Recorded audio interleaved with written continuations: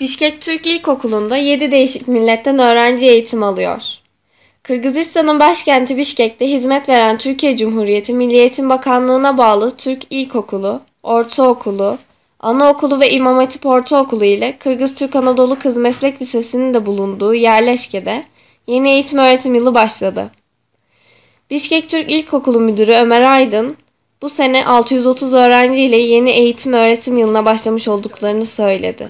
Bu sene 20 kadar bir yeni artışla 630 civarında bir 30-35 civarında bir öğrencimiz var.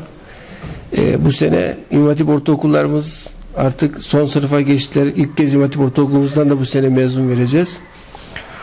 Geçen sene okulda ufak tefek değişiklikler yapmıştık. Bir yıl boyunca eksikleri tespit ettik.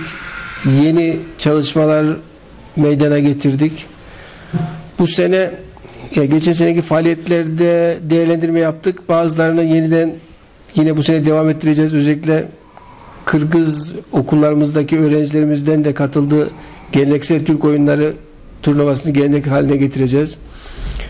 Bilim fuarını daha geniş çaplı devam ettireceğiz. Gezilerimiz zaten kış gezileri, yaz gezileri yine devam edecek. Bu sene ama akademik başarı üzerinde bir adım daha ileri gitmeyi planlıyoruz. Önemli hedeflerimizden bir tanesi bu.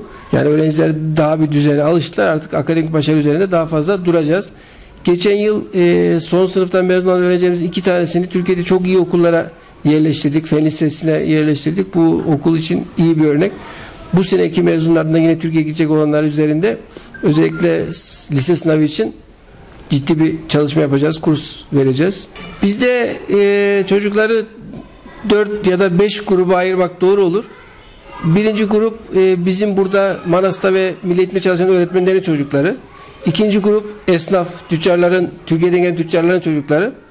Üçüncü grup yeni nesil, ortak nesil dediğimiz Kırgız ve Türklerden oluşan veya Kırgız ve Ruslar, Türk ve Ruslardan oluşan ortak anne babalardan oluşan grubumuz var.